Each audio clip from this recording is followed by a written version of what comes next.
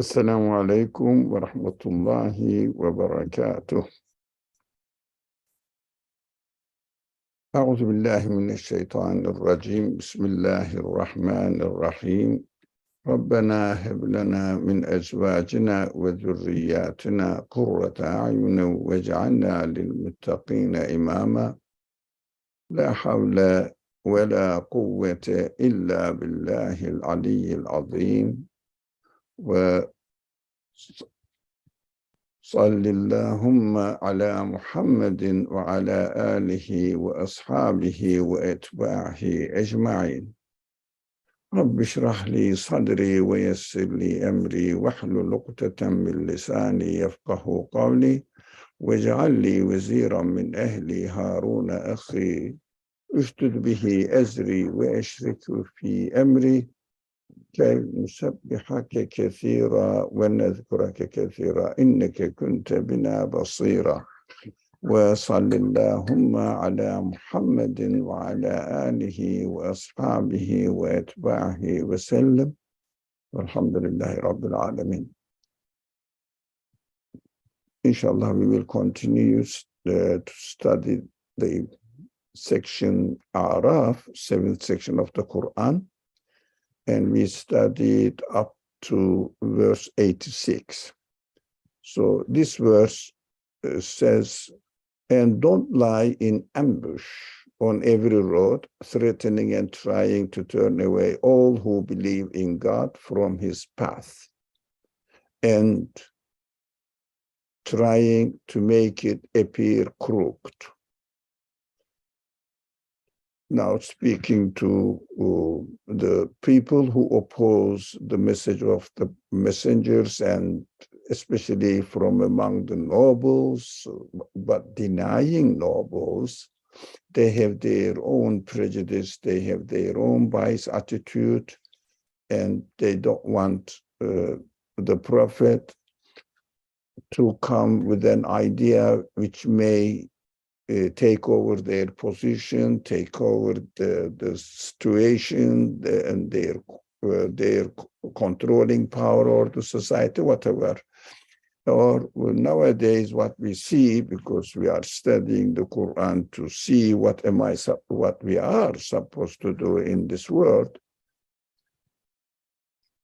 So in this verse, it says what they are doing, rather than the unbelievers are going to listen to the Quran, the aim of the Quran, of course, includes them as well, but they are not going to listen to the Quran if they read this verse saying that, the Quran says, or God says, we shouldn't lie in ambush on every road, threatening and trying to turn away, so we shouldn't do it. No. It is for those people who believe. So those people who believe understand that there will be some people who are going to lie in ambush on our way, and they will threaten us and try to turn away all who believe in God from his path. This is what they really threaten. But nowadays, as if we see nothing happening in this world that really threatens us. So we feel that there is a freedom of belief in this world, and we understand that we can really do whatever we want to do as far as our belief system is concerned. But what is happening nowadays, that the system, all the political systems, economical system, social system, was established in such a way that we may find ourselves really threatened by the facilities, opportunities that we will be deprived of if we follow certain way of life that the prophets or God wants us to follow. So we have to watch out for it. There are many obstacles. For example, if you are a teacher, you cannot teach as you believe. If you are doing some sort of academic studies, then you cannot really say anything as you want. And of course, it is extremely difficult to protect the young generation from the fashion, from the habits or ethics of this society. So we have to watch out for all this. So we should be really careful about all these things that were happening in this world. So I have to take precautions to preserve myself, my family, my progenies, children. So I have to watch out. It is not easy, especially nowadays, that we can really do whatever we want without being really pushed away by the trend of the general public or general establishment of the society. So they make it appear crooked means also they give wrong impressions. Media especially play with it. We have to watch out. We have to behave ourselves, of course, at the same time. We watch out for what is going on. We watch out for what the fashion is, so that we shouldn't be dragged away from our path. It is a reminder for us. This verse is a reminder for the believers. But at the same time, the verse follows that, remember when you were few, we made you many. So, of course, we can see from the very beginning of Islam, at the beginning, it was only three, 5 people around the Prophet. And then years passed, it reached only 60, 80, maybe 100 people in the society, but it is increasing. And the Prophet and the believers were very patient. So when we are patient, God tries us. If we are tries means really whether we will lose hope from God's aid, from God's help, or we will and take the responsibility on us. That is my duty. I have to keep spreading the message as much as I can, but in the best way, and especially being a best example as much as in my personal life. So it is the best way of conveying the message, spreading the message to others, being a person of honest and God-fearing person, God-conscious person. These are all what we can do in this way of life. As far as the result is concerned, that is not up to us. We cannot change people's mind. We cannot change people's heart. So that we should really try our best to understand how we can really take precautions in order to protect us, and then leave the result to God to decide. Because we know that only God changes people's hearts if they want it. of course, the Qur'an in various places emphasizes, and also in our practical life, we see that if somebody doesn't prepare himself, herself to get the right attitude, right way of life in this world, we see that God doesn't really create anything for this person. How? He really got, that is God's order. God doesn't treat them.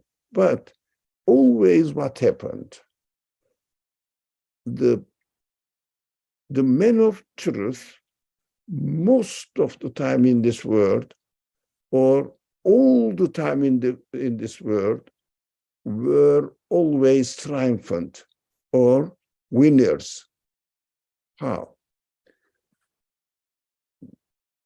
As far as we do our duty, of course, we are successful. Muflihun, from muflihun. How? Because we succeed in our purpose of fulfilling the purpose of our life. That is what we have to do. But the other people followed us or not should not be our concern. But God says, look at this, how we increase your number. So, example, in Jesus's message, in Moses' message, is Muhammad's message, peace and blessings be upon all of them. How many people? Millions, billions of people are following their message as much as they can, according to their capacity, according to their intention, according to their effort, they can. That is one thing. And also we see that in the order of the universe, this increase in number and in value as well, always takes place. We see in the world, especially in the life of plants, one seed grows into a tree, and thousands, not 10, if not 10,000s of fruits and results are created out of it. That is how God demonstrates that you should just do your duty and be really consistent in your mission and practice it in your own life and leave the result to me. I will give you succeed, if not in this world, definitely in the hereafter. So, and the verse says, وَانْظُرُوا كَيْفَ كَانَ عَاقِبَةُ الْمُفْسِدِينَ. Look at what happened in the end to those who spread corruption. Now, we understand that in the history, Qur'an narrates many, many people who rejected the Prophet were destroyed. That is one side of it. And we don't see any kind of destruction here. People deny openly. We see no really punishment coming from God. But we should understand that, look, when they die, how do they die? When they live, how do they live? We have to keep in mind. When they live in this world, how do they live? Yes, apparently they may enjoy their life, bodily life, worldly life, but their spirit inevitably, definitely must be suffering from meaninglessness, purposelessness, and dead end. We should never forget that. So they may seem to be happy in their worldly life, bodily life, but within themselves, we don't know. We see many events that very famous people are committing suicide, becoming drug addicted. Why? I mean, there must be a reason. Of course, we cannot pass judgment on persons, but at least we know that this universe is going to continue in its existence in another form, and there they will be losers eternally. That is the point. We have to aim at that point, because we are created to get ready for that life, inshallah. So those people who are spreading corruption, they won't entertain their existence forever. And we have to, inshallah, understand this. But those people who believe will be living in hope, inshallah. Inshallah, from our God. Now, وإن كان طائفة منكم آمنوا بالذي أرسلت به طائفة لم يؤمنوا فاصبروا حتى يحكم الله بيننا وهو خير الحاكمين. If some of you believe the message I bring and others don't, then be patient. So here is the message you presented to them. Some of them believe, some don't. Then be patient in hard times. Be patient in hard times till God judges between us. It means when we die, judgment day is there.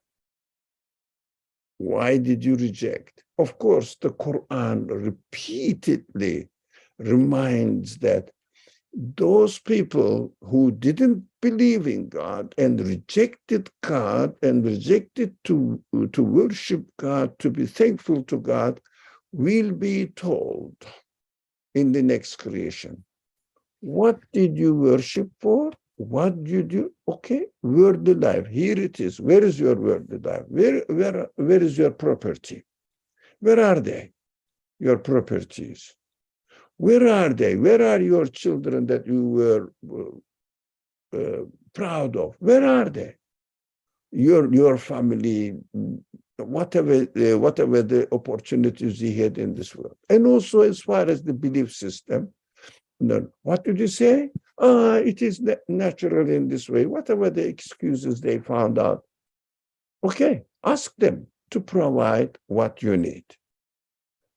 So what is important here?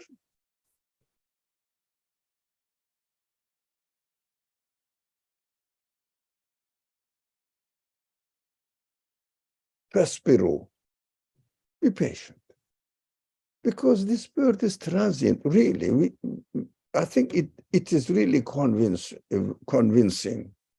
that it is transient. This word is transient. It is not worth the thing. It's worth taking the events, the things seriously. But what is important, as we understand, by being patient, we should keep our consistency.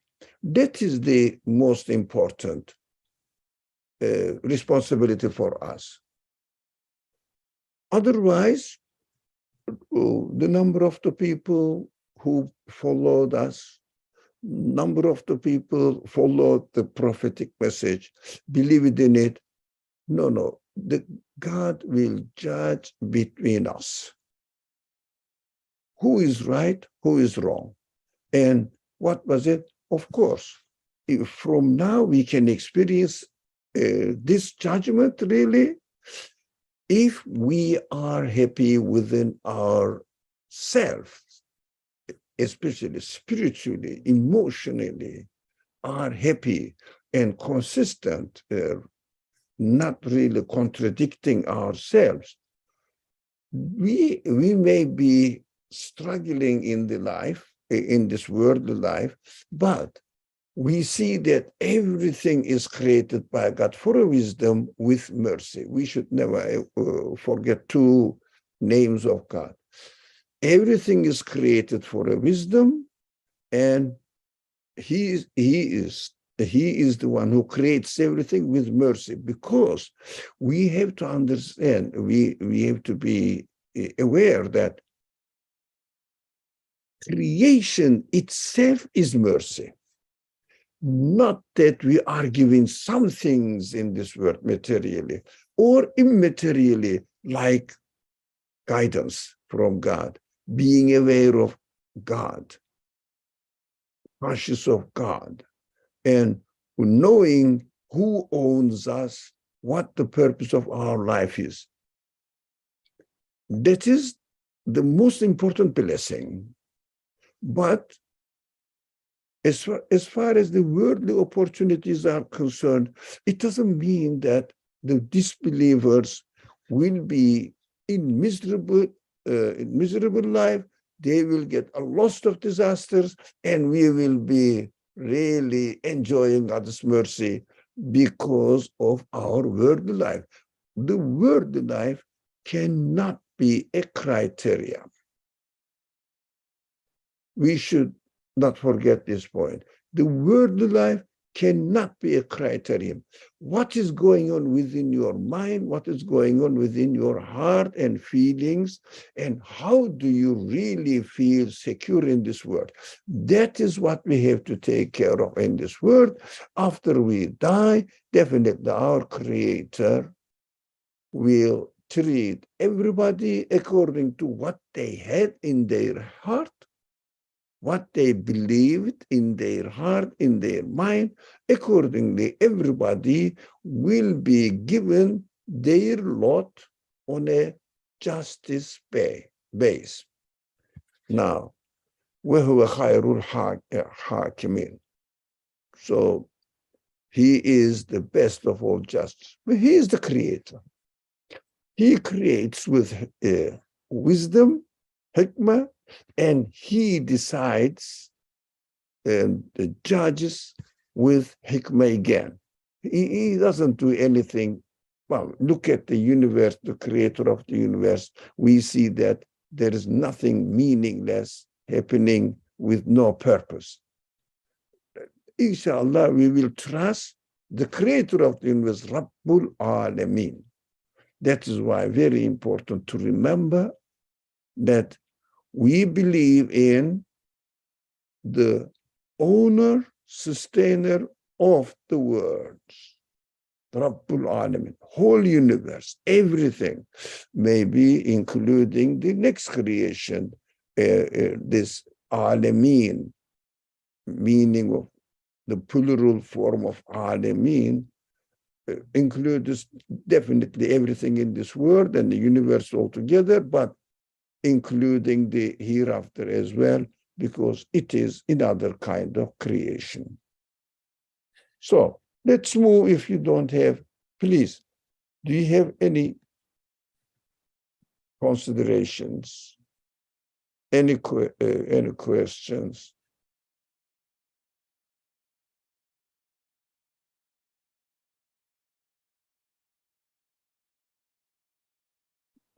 Comments? No. So patience, you said, is being consistent in our right, in our way, the way we have to be.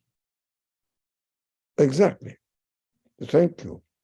Being consistent, and the patience means really following the order and looking your own case, considering the other people's capacity, intention, etc. Their how to say, what their values are, speaking to them, presenting ourselves to them in a way that it should not contradict what the order of the universe, which is the will of God, teaches us. We have to be consistent in following the order of the universe, the way it is created, the way the human beings are created, and be consistent in our belief and also put it, reflect it in our life as much as we can without alienating ourselves from the society. What does it mean? It is an important subject to me. I take it, it is important. Alienating ourselves means doing something strange that doesn't make sense to people. So, first of all, we have to do something and we have to know why we are doing it. There must be a reason without causing strange happenings or attitudes and languages that the people don't understand. We have to act according to wisdom. So wisdom is taught to us through the order of the universe. The way God creates everything teaches us. So we have to be consistent in following the order, not necessarily in material terms, also in psychological terms. We have to respect people, people's honor. We have to appreciate their good actions. We have to always speak to them kindly, respectfully. They may be arrogant, but still we have to speak to them kindly. We should never challenge them. That is what we are going to, or we see in the Quran. It's a very important concept in the Quran that attracts our attention, which is none of the prophet threatens anybody, any people at all, that they are themselves are going to do some harm. For example, if I say, look, if you do to me, I will punch you on your face. And that is a personal revenge. None of the prophets presented in the Quran never performed or demonstrated such an action. What they said, always a lot of threatening language, saying that not from me, from your creator. I'm not going to do anything to you. I cannot do anything to you. From your creator, I understand that he can do everything. Look at the universe. Your creator is the creator of the universe. He can do everything. You know, suddenly he may just make whole city under the ground. You see that? That's happening. Suddenly may give you something materially, but spiritually, definitely you are suffering from it. That is an unchanging law of God. You will really express people and you will feel comfortable in your life, happy life, impossible. That is impossible. But materially, we may not see this event happening. So we should never challenge people by using or demonstrating our power.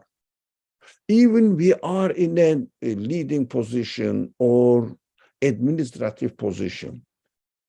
So one of the people below us in the, how do you say, echelon of the status in an establishment, they may be below us. We should never say that, look, if you do this, I can sack you or fire you. No, no, no. What we can do only, look, if you do this, law or the principles of work of this company expels you from it, not me. So that is especially important to pay attention to the behavior of the people.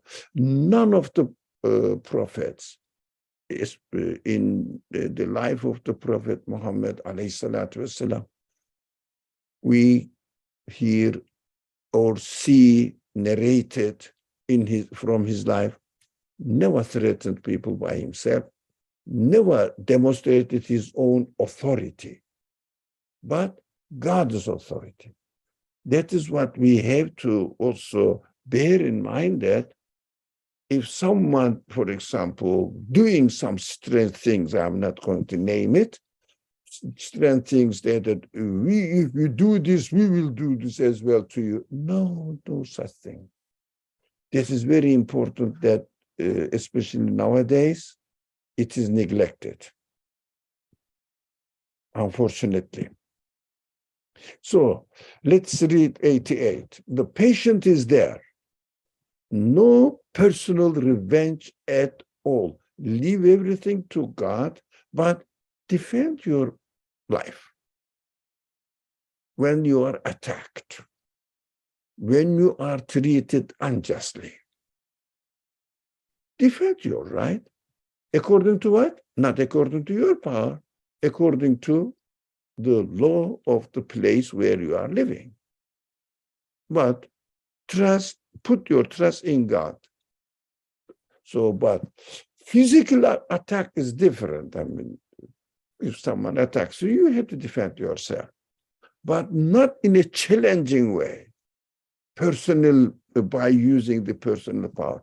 That attracts our attention when we study the Quran a lot, because Quran really emphasizes a lot on this point, that prophets always asked to bring the, for example, destruction that you promise. It's not on me. I'm like you. I am a man like you. Come on. I am not challenging you. But God told me, the Creator told me, I can give you, I can really destroy you anytime I want. That is what God told me, and I'm conveying it to you. That's up to you whether to take it or not. But pay attention when I say God, make sure what or who I mean. The Creator of the universe and your Creator. Now, verse 88, of course, again, we come to the same concepts repeated in the Quran, just really introducing it to our attention. قَالَ الْمَلَوُ الَّذِينَ اسْتَكْبَرُوا مِنْكُمْ. Now, those people, again, the arrogant nobles, not every notables, arrogant notables among his people said, oh, yeah, that min qawmihim, لَنُخْرِجَنَّكَ يَا شُعَيْبُ وَالَّذِينَ آمَنُوا مَعَكَ مِنْ قَرْيَتِنَا. So the arrogant notables among his people said, oh, Shu'aib, we will take the prophet, a prophet. We will certainly expel you and your fellow believers from our land. Yeah, what they are doing? They are presenting their power. Now, that is what unbelievers can do. They present their own power. The believers present God's power, not their own power. That is a really interesting difference between believers and non-believers. So again, what the prophet says, believe in God. What they say, we will expel you from our land. What is it to do with it? Give me your answer that I'm wrong. Reply to my suggestion. Don't threaten me. But we understand that in the examples of the prophetic narrations in the Quran, we see that people do not come up with a counter-argument which really makes sense and defeats the argument of the prophetic message. No such event is narrated, and also practically speaking, nowadays we see a lot of propaganda against belief in general. this propaganda seems to be challenging. There are 2 points here we have to pay attention. First of all, those people who believe in God, believe in the hereafter, do not come up nowadays, especially nowadays, with a reasonable presentation of their belief. So the field of religion and belief is empty. The opposite side comes with a lot of opportunities and use their many ways of making propaganda and presenting their case in a way that people can be misled. But if we really carefully study, pay attention to what they are presenting, they are just as the Qur'an says. As the Qur'an says, names, terminologies, technical terminologies, scientific presentation. It means, scientific means examples taken from the universe, which is the work of God, of course, which is the work of God, examples taken from the universe, and saying that, look, interpreting it in a funny way. It is happening by itself. Look how it is happening. I'm demonstrating it. There is no God. Do you see any God there? Yes. I see no God there. Okay. As far as physical activity, physical relationship is concerned, there is no act of God there operating as human beings do a job with their hands or with their whatever, through machines they do, they prepare.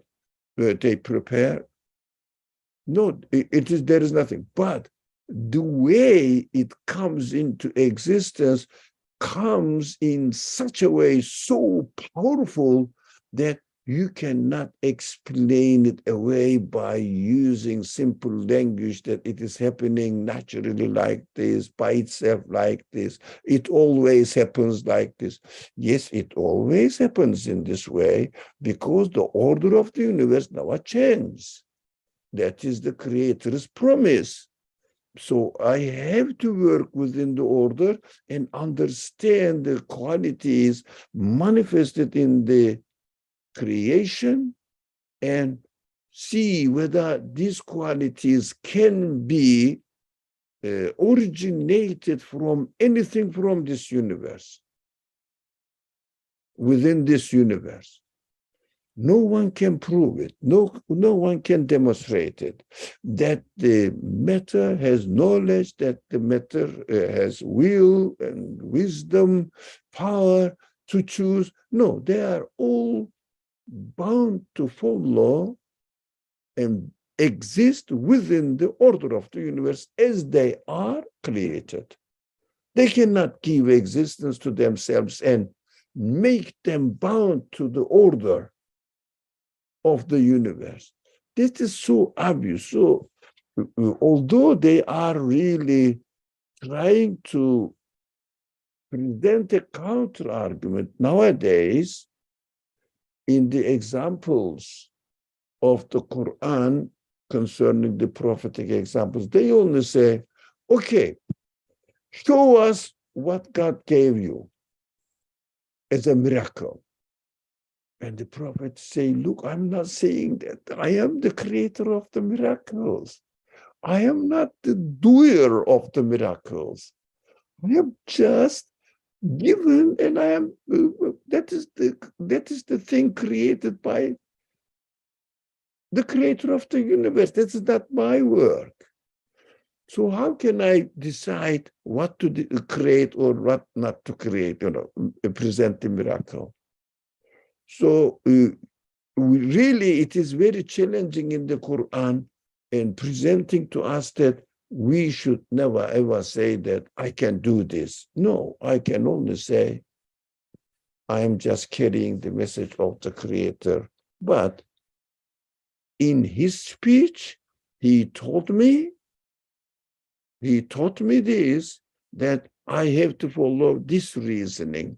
And of course, what is interesting here nowadays, that Quran is very much neglected by generally, I don't think it is neglected by you, but by general Muslims. In other scriptures, you don't see many evidence, especially reasonably explaining belief matters through evidences taken from the Quran. Not many. In the Bible, I don't see any. In the Hebrew Bible, Torah, in some sections, there are some verses referring to the creation, saying that it's God's work, beautiful work, but especially presented it as a mercy to us that we are benefiting from it, not the way that the creation is going to be used in order to understand the 6 pillars of belief that the Quran mainly presents. Or not this, but about God. Evidence, rationally consistent evidence taken from the example of the universe. Of course, evidence must be from the work of the Creator that we are going to demonstrate or present to the people. This universe needs a Creator. So, unless you return to our religion, yeah, لَتَعُودُنَّ فِي مِلَّتِنَا. That is very important. Unless you return to our millah, it is very important, our nation. But in the Quran, millah, now literal translation, if you look at the dictionary will say in modern time it is used for nations, represents nations, and in ancient religious terminology, the dictionary says it means religion in religious texts.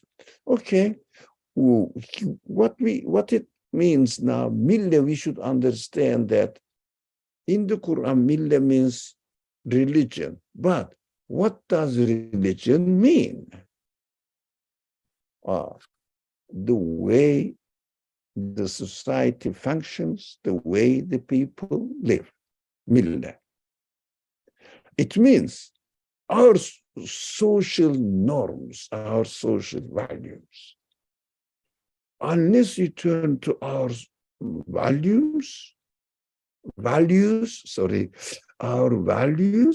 that national values, that is the way you save yourself. Otherwise, we will expel you from this land, wherever you want, go away from us. Of course, it is not as easy. Okay, then I'm going to take my ticket and fly to another country. No, this is not the Quran means, really. They are threatening just to expel you from the society. If they can, which they can nowadays, disable you from functioning. Your job, your profession, etc. They can do that. They can do that, and they are doing it, practically speaking, nowadays, almost in the world. That is so strange that it's very, very heartbreaking. I'm very sorry to see this happening. There is no, even where the Muslims live. Those people who say they are Muslims live, Christians, Jews, what they do. They teach, educate their children with secular values. There is no such education that these secular or naturalistic, materialistic interpretation of the universe, any syllable which is practiced in the Muslim world, especially because the Muslim world is expected to do this job so that they can teach their new generation how the universe functions and how it witnesses, demonstrates its creator and introduces its owner. There is no such school. But what people do, they teach children with this mindset, secular mindset, and next to it, they teach religion and say, we don't believe what they say in biology, in chemistry, in physics. We don't believe in what they say. But it is too late. It is too late. The children in their young age, their mind will be poisoned already. So you can install religious ideas and belief on it, but in the core of their understanding of the universe is or has nothing to do with God. Although they may say the universe is created by God, but the universe is functioning by itself. Of course, with this understanding, they cannot bring daily life into their belief system. So daily life, most of us, inshallah, not here, but most of the believing society, Jews and Christians, really live in this way. Daily life, in their worldly transactions, they follow materialistic approach and understanding, but they install religion on it or belief on it, saying that, look, I have to worship God, I have to do my religious duty. You know what is going on in the world. There is no need to go in details here. So turn their millah, turn their way of life, turn their way of studying, learning, and investigating what is going on, making research in this way according to their principles. If you don't make a research according to secular principles of approaching the universe, you will lose your job. That is how severe the case is nowadays in this world. So that's what I have to say. But the Prophet says, the Prophet Shuaib says, that is his reply to their threat was, even if we hate it, even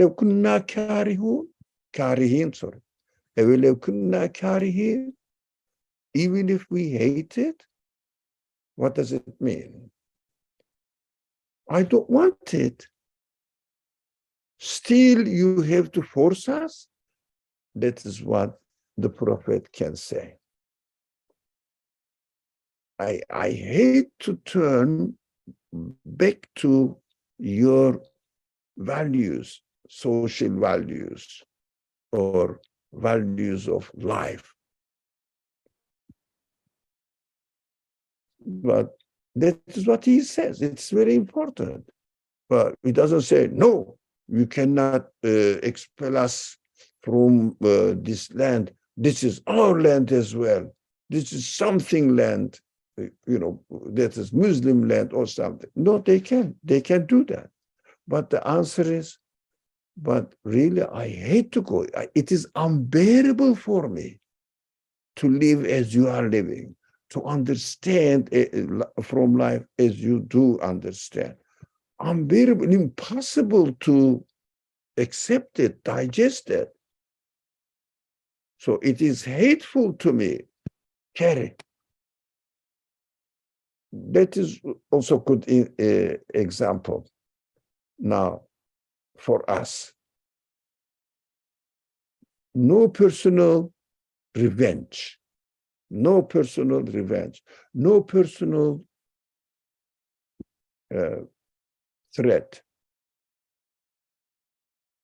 It is very important, really.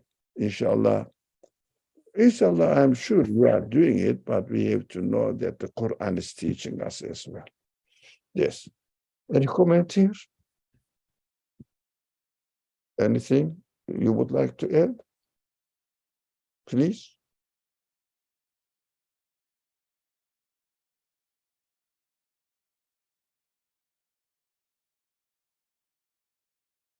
So,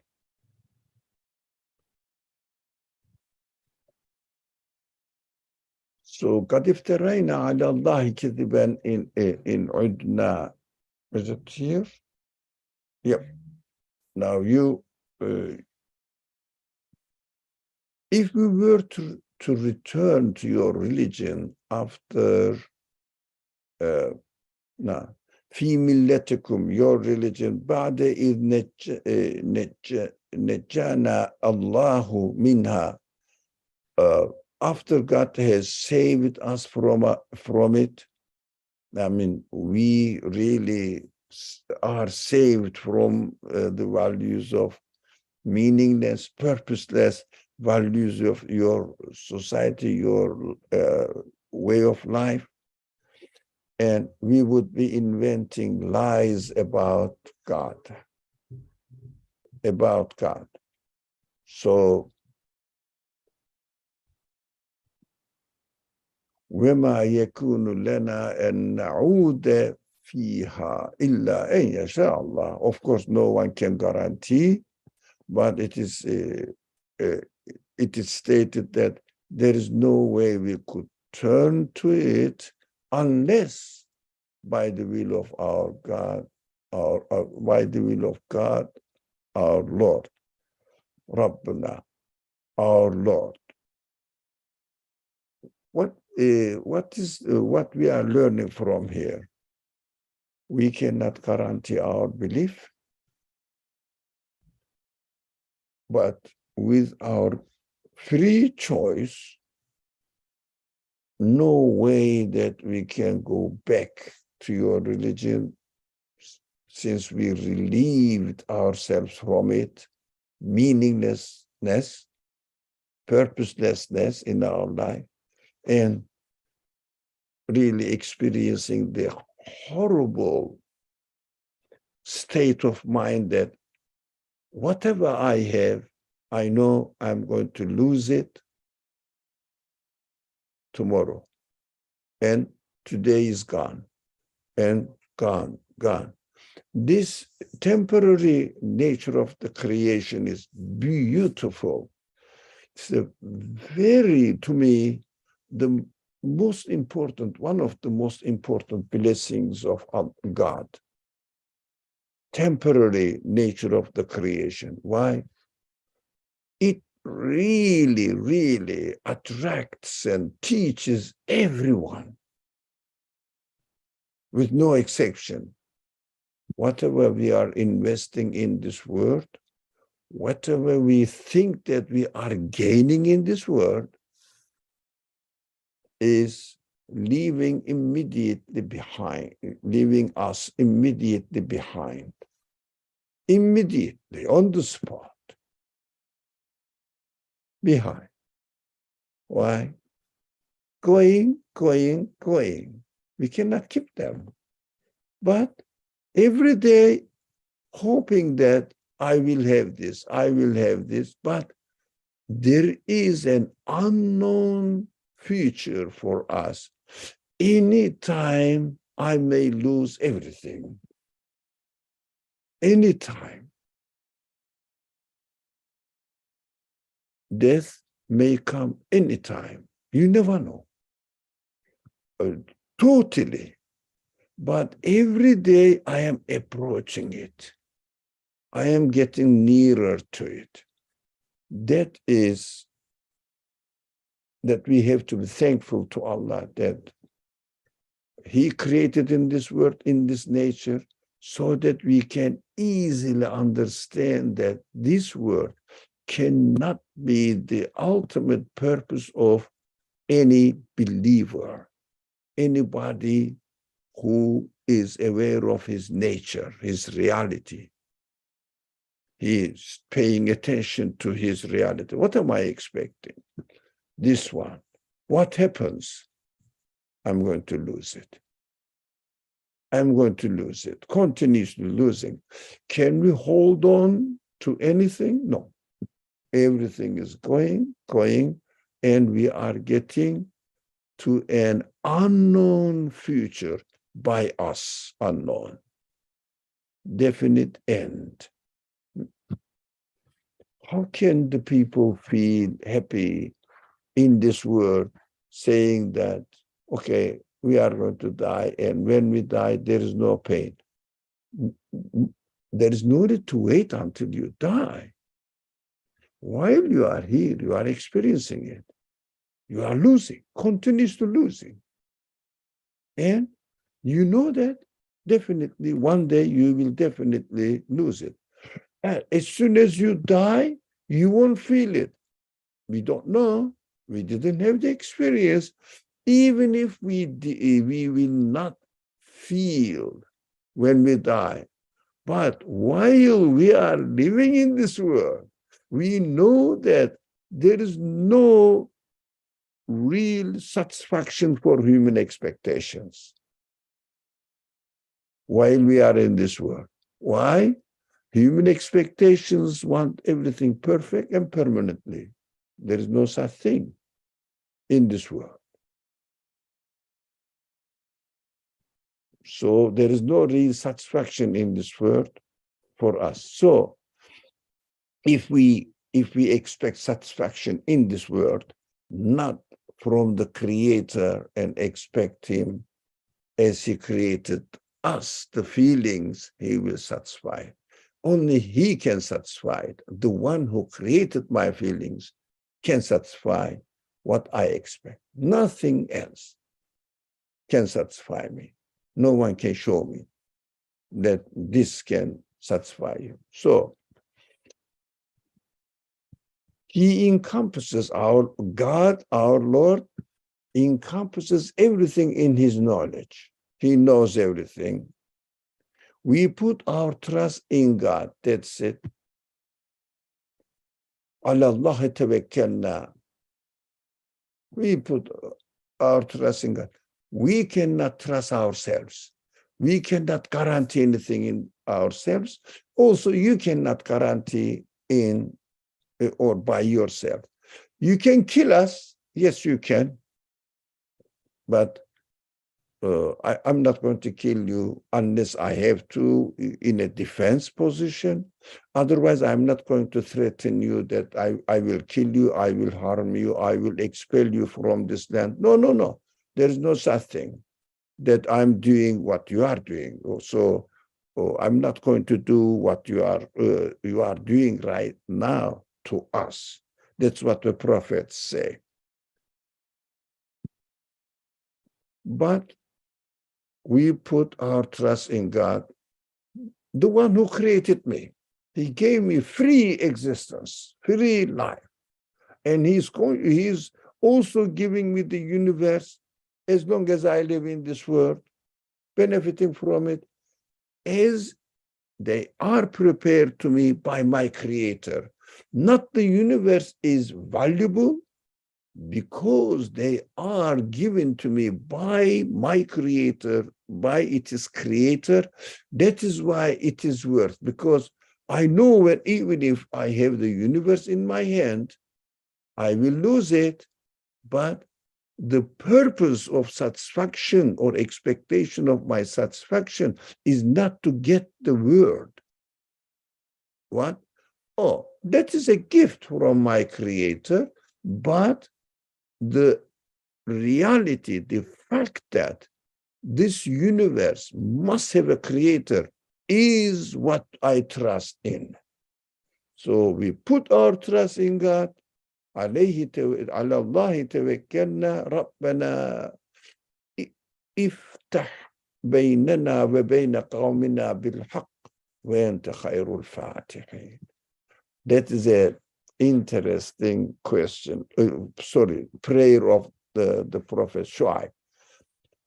So, O our Lord, expose the truth by judging who is right between us and our people. It is in your hand to demonstrate the truth in front of them. That is not, I'm not saying I'm going to do it, but please judge who is right, who is wrong between us, separate us, what is truth, what is wrong. Not necessarily that physical separation. Look, we hear this prayer, some really people who are aware of what's going on in the Quran, they make this prayer, ربنا افتح بيننا وبين قومنا بالحق وأنت خير الفاتحين. فتح really make it open up between us and our people, so believing and non-believers, not in the physical terms, but make it clear that what they are doing, what they are believing, and make it clear that what we believe and what we are doing in this world, so everything will be separated from each other. It means make the difference between truth and falsehood separated, not mixed, because we see, especially nowadays, that truth is mixed with falsehood. Unfortunately, it is not a criticism, don't misunderstand. Believing people also mix it.